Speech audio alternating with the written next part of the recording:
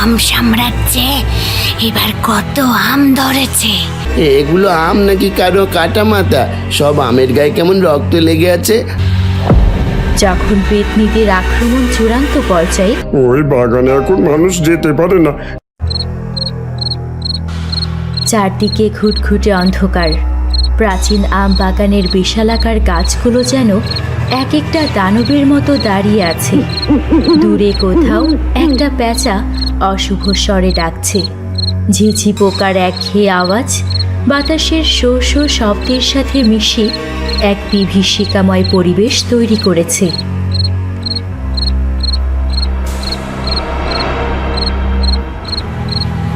এই দেখ মায়া, আমাদের এই অভিশপ্ত আম সাম্রাজ্যে এবার কত আম ধরেছে। এক একটা আম যেন মানুষের কাঁচা মাংসের মতো লাল হয়ে আছে। দেখলেই আমার পুরনো দিনগুলোর কথা মনে পড়ছে।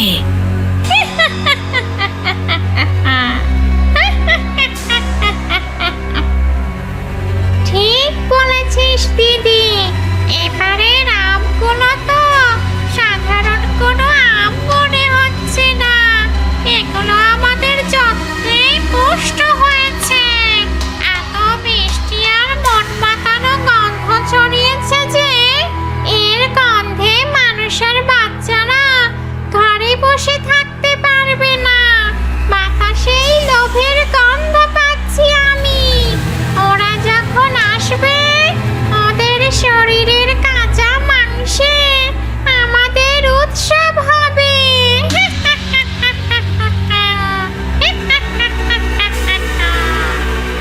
একবার আমার এই কপালটার দিকে তাকিয়ে দেখ মায়া। গত বছর এক বজ্জাত ছেলে আম পাড়তে এসে এমন এক ঢিল মারলো যে আমার কপালটা ফেটে চৌচির হয়ে গিয়েছিল। ওরা তো ভাবে ওরা ফল পাড়ে, কিন্তু ওরা আসলে আমাদের অস্তিত্বে আঘাত করে। তুই তো জানিস এই আম বাগান আমাদের রক্ত আর কান্না দিয়ে ভেজানো। এবার আমি কাউকেই ছাড়বো না। শুধু কি তাই দিদি, সেই যেবার তালুকদারের পূর্বপুরুষরা আমাদের ভিটে থেকে উচ্ছেদ করলো, সেদিন থেকেই তো আমরা এই আম বাগানের কাছে অভিশাপ হয়ে চলে আছি। ওরা বাগান দিয়ে টাকা কামাবে আর আমরা অন্ধকারে ঢুকবো। এবার হবে মরণ খেলা। এবার যে হাত আমাদের আম ছুঁতে আসবে সেই হাত আমি বরফের মতো ঠান্ডা করে দেব। যে পা এই বাগানে পড়বে সেই পা আমি মাটির নিচে টেনে নিয়ে যাব। এদিকে গ্রামের নিস্তব্ধ বিকেল। নয়ন ও কুসুম বারান্দায় বসে গল্প করছে। কুসুম, তুই কি আজ বিকেলে আম বাগানটার পাশ দিয়ে আসবার সময় কিছু খেয়াল করেছিস?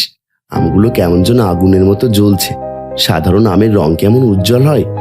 আমার কেন জানি মনে হচ্ছিল আমগুলো আমাকে হাতছানি দিয়ে ডাকছে। চুপ কর নয়ন, মা শুনতে পেলে আর রক্ষা নেই। ও আমবাগানের দিকে তাকানোও নিষেধ।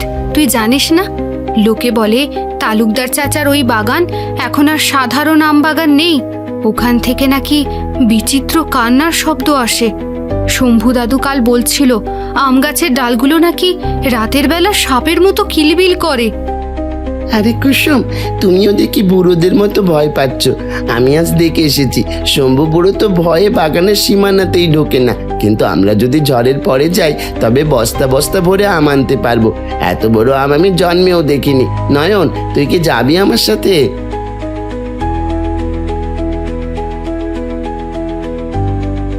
কিসের আম, কিসের বাগান?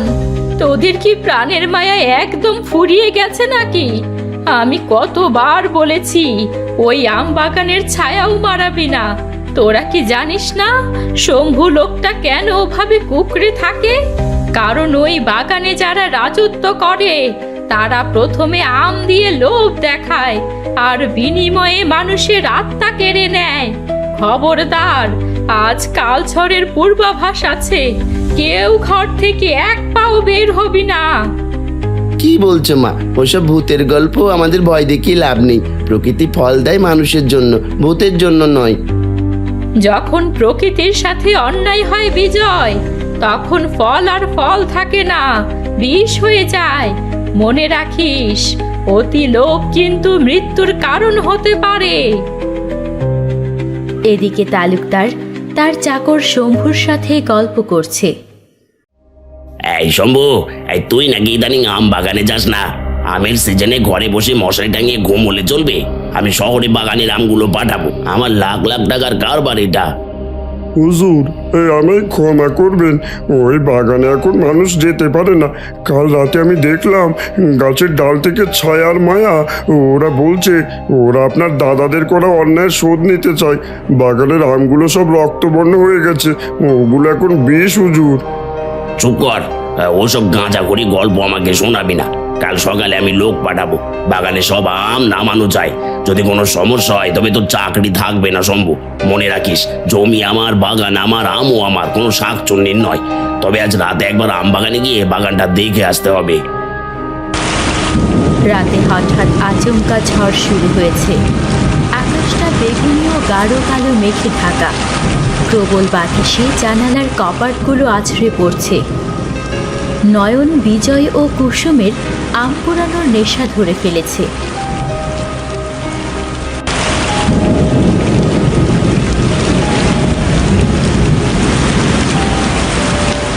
আপু দেখ, আকাশটা একদম বেগুনি হয়ে গেছে। বাতাসও কেমন অদ্ভুত শীষ দিচ্ছে। মনে হচ্ছে হাজারটা পেতনি একসাথে অট্টহাসি হাসছে। বিজয়, চলো ফিরে যাই। মা টের পেলে বিপদ হবে। কিন্তু আমারও কেন যেন শরীরটা কাঁপছে। এক এক অদ্ভুত বাজনা শুনতে পাচ্ছিস না তুই? মনে হচ্ছে কোনো শাকচুনি ড্রাম বাজাচ্ছে। আরে দূর দূর, কিচ্ছু হবে না। আমরাও নাচি বাতাসের সাথে, আগুনের সাথে, আমগুলোর সাথে। তা দিন দিন তা, তা দিন দিন তা, দিন দিন দিন দিন করে। এরপর ঝড় থেমে যায়। ঝড়ের পর কুয়াশাচ্ছন্ন আকাশ, চারদিক শান্ত, কিন্তু এক ধরনের ভারী থমথমে পরিবেশ। নয়ন, কুসুম আর বিজয় মন্ত্রমুগ্ধের মতো আম বাগানে প্রবেশ করে। বাগানের আমগুলো কুয়াশার ভেতর থেকে ভৌতিকভাবে চিকচিক করছে। দেখ, আমগুলো সব মাটিতে পড়ে আছে। কিন্তু এ কি? এগুলো আম নাকি কারো কাটা মাথা? সব আমের গায়ে কেমন রক্ত লেগে আছে, আর গন্ধটা কেমন যেন পচা মাংসের মতো লাগছে না নয়ন? এমন সময় শাকচুন্নি ওদের দেখে ফেলে। ওই দেখ মায়া, ওরা এসে গেছে, 3টা কচি মানুষ। মায়া, তুই তৈরি তো? ওদের মাথাগুলো খুব সুস্বাদু হবে মনে হচ্ছে।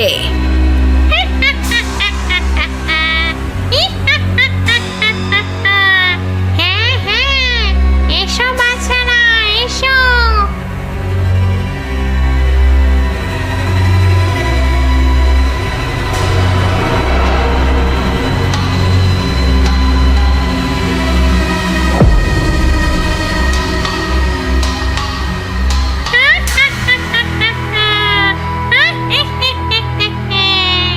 এই, তোরাই কপাল ফাটিয়েছিলি না? তোরাই কি রোজ আম চুরি করতে আসিস? আয় কাছে আয়।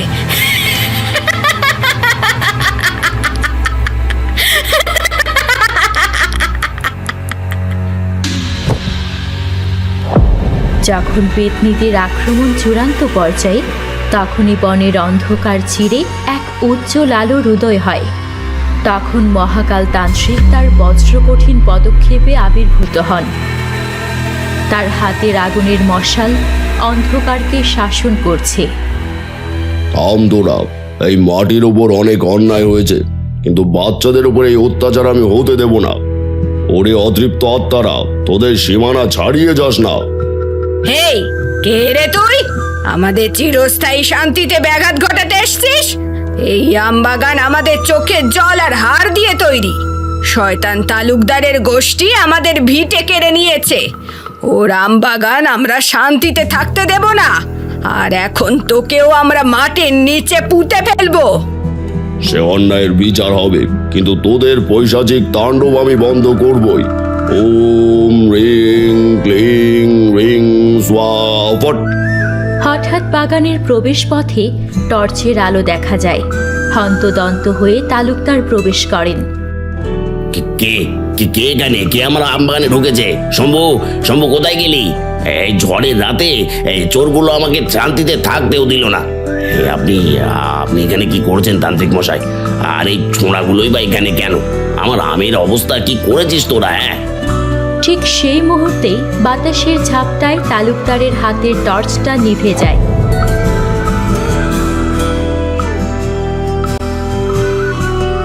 তালুকদারকে দেখে তাদের আক্রোশ বেড়ে যায়। তারা তালুকদারকে ঘিরে ফেলে। ছায়া ও মায়া বিকট অট্টহাসি দিয়ে তালুকদারের দিকে এগিয়ে আসে।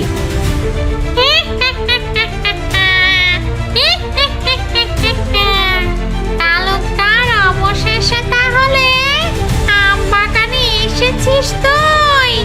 তারই তো অপেক্ষা করছিলাম আমরা। তাহলে নিজেই জামের দুয়ারে এসে হাজির হয়েছিস। তোর দাদারা আমাদের পুড়িয়ে মেরেছিল, আর তুই আজ আমাদের রক্ত চষে টাকা বানাচ্ছিস। আজ দেখাবো তোকে মজা। এরপর ছায়া শাকচুন্নি তার দীর্ঘ নখরযুক্ত হাত বাড়িয়ে তালুকদারের গলা চেপে ধরতে যায়। তালুকদার ভয়ে কুকড়ে মাটিতে পড়ে যান। এই শাকচুন্নি, থাম তোরা। তালুকদার, আজ তোর নিয়তি তোকে এখানে টেনে এনেছে। আজ তোকে তোর পাপের প্রায়শ্চিত্ত করতে হবে। এই বাগান ছাড়, নাহলে অতৃপ্ত আত্মাদের সাথে অনন্তকাল অন্ধকারে ধুঁকতে থাক। না না, আমাকে বাঁচান তান্ত্রিক মশাই। আমি বুঝতে পারিনি, আমি জানতাম না এরা এখনো আছে এখানে। আমি সব দিয়ে দেবো, যা চায় ওদের সব দিয়ে দেবো আমি। নিজের মুখেই বল, এই জমি তোদের নয়। এই জমি যাদের থেকে কেড়ে নেওয়া হয়েছে তাদের জন্য কি করবি? আমি রাজি, আমি রাজি। আমি এই বাগানের অর্ধেকের বেশি জমি গ্রামের অনাথদের জন্য দান করে দেব। আমি আর আমের ব্যবসা করব না। এখানে একটা পাঠশালা হবে। আমাকে শুধু এই ডাইনিগুলোর হাত থেকে বাঁচান তান্ত্রিক মশাই। মনে রাখিস তালুকদার, যদি এই অঙ্গীকার ভঙ্গ হয় তবে তোর বংশের কেউ এই আমের স্বাদ নিতে পারবে না। প্রতি বছর অমাবস্যায় এই আম গাছের নিচে অর্ঘ্য দিতে হবে, তবেই আমরা শান্ত থাকব। আমাদের কান্না যেন আর এই মাটিতে না মিশে যায়। দেবো দেবো দেবো, সব দেবো, সব দেবো। এরপর ছায়া ও মায়ার অবয়ব ধীরে ধীরে ধোঁয়ায় পরিণত হয় এবং আম গাছের ডালে মিলিয়ে যায়। পরদিন সকালের সোনালি রোদ আম বাগানে এসে পড়েছে। কুয়াশা কেটে গেছে, পূব আকাশে সূর্যের কিরণ দেখা দিচ্ছে। বাগানের সেই বিভীষিকাময় রূপ বিলীন হয়ে এক স্নিগ্ধ শান্ত পরিবেশ ফিরে এসেছে। রক্তবর্ণ আমগুলো এখন সাধারণ সবুজ আমে পরিণত হয়েছে। মা, আমগুলো এখন আর লাল নেই, সব কেমন সবুজ আর সতেজ হয়ে গেছে। হ্যাঁ নয়ন, যখন লোভের অবসান হয় তখন প্রকৃতি তার প্রকৃত রূপ ফিরে পায়। এই বাগান এখন মুক্ত। মা, এখন তো আর ভয় নেই। না না, এখন আর ভয় নেই। এখন পাখির ডাক শোনা যাচ্ছে। প্রকৃতির ঋণ শোধ হয়েছে। এরপর পুরো গ্রামবাসী একসাথে বাগানে জড়ো হয়। এভাবে আম বাগানের অভিশাপ কেটে গিয়ে সূচিত হয় এক নতুন ভোরের।